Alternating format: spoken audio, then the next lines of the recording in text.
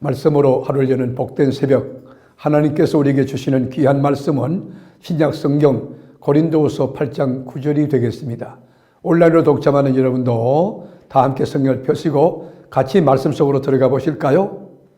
우리 주 예수 그리스도의 은혜를 너희가 알거니와 부요하신 이로써 너희를 위하여 가난하게 되심은 그의 가난함으로 말미암아 너희를 부요하게 하려 하심이라. 아멘. 이 나라에 군인들이 있습니다. 군인이 존재한 이유와 목적이 분명할 것이고, 학교에 선생님들이 계신데 선생님이 존재하는 목적과 이유가 있을 것이고, 또 우리들에게 부모님이 계시는데 부모님이 왜 계시는가, 그 이유가 분명할 것입니다. 여러분, 우리 예수님이 부요하신 하나님, 부요의 원천이시고 천지 만물을 창조하시고 하늘과 땅의 모든 권세를 가지고 모든 것의 주인 되신 왕중왕 되신 우리 주님, 이 땅에 왜 오셨습니까? 왜 가난해지셨나요? 오늘 본문에도 보면 우리 주님이 가난케 된 이유를 설명하는데 9절에 이렇게 나와 있잖아요. 우리 주 예수 그리스도의 은혜를 너희가 알거니와 부요하신 이로되, 조금 더 부족함이 없는 퍼펙트하고 넘치고 충만하신 하나님이시로되 너희를 위하여 가난하게 되심은, 누구를 위하여? 우리를 위하여, 우리를 가난하게 되심은 그의 가난함으로 말미암아 너희를 부유하게 하려 하심이라. 우리 주님이 가난케 되신 이유가 뭡니까? 우리를 위하여 가난하게 되셨다. 그러면 예수님이 왜 이 땅에 오셨는가요? 우리가 누가복음 2장 11절 보면 오늘 다윗의 동네에 너희를 위하여 구주가 나셨으니, 누구를 위하여 우리 주님이 이 땅에 태어났습니까? 우리를 위하여, 우리의 메시아 되기 위해서, 구주가 되기 위해서, 주인이 되기 위해서 이 땅에 나셨으니 곧 그리스도 주시니라. 그러면 왜 예수님이 고난을 받았습니까? 왜 그렇게 유대 동족들로부터 배척을 당하고 로마 병전에 채찍을 맞고 왜 고난을 받았습니까? 베드로전서 2장 21절에 보면 이를 위하여 너희가 부르심을 받았으니 그리스도도 너희를 위하여, 누구를 위하여? 우리를 위하여 고난을 받으사. 예수님의 고난 받으신 것도, 예수님이 가난해지신 것도 우리를 위하여 그 고난과 그 가난을 친히 담당하셨다는 거지. 그래서 너희에게 본을 끼쳐 그 자친을 따라오게 하려 하심이니라. 여러분, 왜 우리 주님이 몸짓고 피 흘렸습니까? 왜 십자가상에서 죄도 모르고 죄가 없으신 예수님이 속죄 어린 양으로 몸을 찢고 피를 흘렸습니까? 누가복음 22장 19절에 보면 또 떡을 가져 감사기도 하시고 떼어 그들에게 주시며 이르시되 이것은 너희를 위하여 주는 내 몸이라. 예수님의 몸을 찢은 것은 우리를 위하여 몸을 찢고 피를 흘리신 것이라는 것이죠. 그리고 저녁 먹은 후에 잔도 그리 같이 하여 이르시되 이 잔은 내 피로 세우는 새 언약이니 곧 너희를 위하여 붓는 것이라. 예수님의 보혈, 예수님의 몸을 찢으신 모든 것이 우리를 위해 찢으셨다는 것이죠. 그럼 왜 주님이 부활하신 다음에 성천하셨을까요? 요한복음 14장 3절에 보면 가서 너희를 위하여 거처를 예비하면, 하나님 나라 천국 처소를 왜 예비합니까? 우리를 위해서 예비한다는 거예요. 그러면 내가 다시 와서 너희를 내게로 영접하여 나 있는 곳에 너희도 있게 하리라. 여러분, 왜 우리가 연약한 이웃, 소외된 계층들을 그저 긍휼히 여기고 돕고 섬기고 세워줘야 할까요?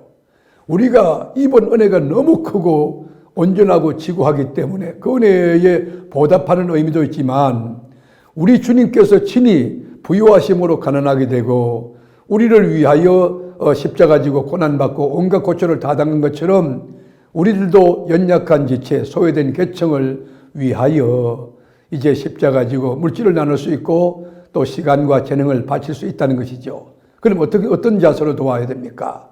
그것은 정직과 성실로 피땀 흘려 번 돈 가지고 이웃을 구제하는 것이에요. 에베소 4장 28절에 바울은 이렇게 우리에게 권합니다. 도둑질하는 자는 다시 도둑질하지 말고 돌이켜 가난한 자에게 구제할 수 있도록 자기 손으로 수고하여 선한 일을 하라. 여러분, 가난한 자들을 구제하고 돕고 세울 수 있도록 자기 손으로 수고하여 땀을 흘려서 선한 일을 하라고 권고하고 있습니다. 또 하나는 이 공동체, 이웃의 풍요로움을 위하여, 빈부격차가 없는 아름다운 세상을 만들기 위하여 선한 일에 헌신하고 나눠야 된다고 이야기하고 있습니다.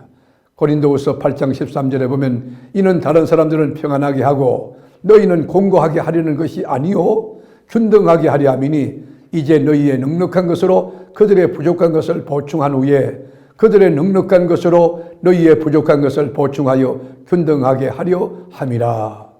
여러분, 여러분들이 인생을 살 때에 여러분의 것이라고 여러분의 것으로 한다고 생각하면 안 됩니다. 모든 것이 다 하나님께로부터 왔고 모든 것이 다 하나님의 것이니까 주님의 이름으로 그것을 우리가 선한 청지기로 감당하고 섬기고 나누게 된다. 그럴 때 하나님께서 주신 것을 하나님께 돌려드린다. 그렇게 되면 내가 은혜가 되고 감격이 되고 기쁨이 있을 거예요. 여러분, 우리가 어떤 사람인지 아십니까? 우리 그리스도인의 영적 정체성은 고린도서 6장 10절에 보면 이렇게 나와 있어요. 근심하는 자 같으나 항상 기뻐하고, 세상 사람이 볼 때는 저게 염려, 걱정, 불안, 초조, 이게 모든 것이 있을 것 같으나 항상 기쁨이 넘치고, 가난한 자 같은데 많은 사람을 부유케 한다는 것이, 그저 믿음을 가진 자는 믿음의 부유함, 믿음의 부자 가지고 그들 말도 넉넉하게 하면서 남에게 아름답게 덕스럽게 은혜롭게 믿음을 가지고 고백함으로써 그 사람을 세워주는 것이죠. 많은 사람을 부유하게 하고 아무것도 없는 자 같으나 모든 것을 가진 자로다.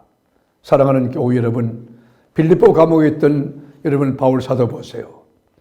신분이 죄수였지만 거기서 찬송하고 기도할 때 그 감옥에 있던 모든 죄수들, 그 룸메이트들이 전부 찬송소리 듣고 기도소리 듣고 하나님 나라를 느끼고 성령의 역사를 체험하고, 그리고 옥문이 열리고 그럴 때 여러분 교도소 부흥회가 제대로 됐지 않습니까?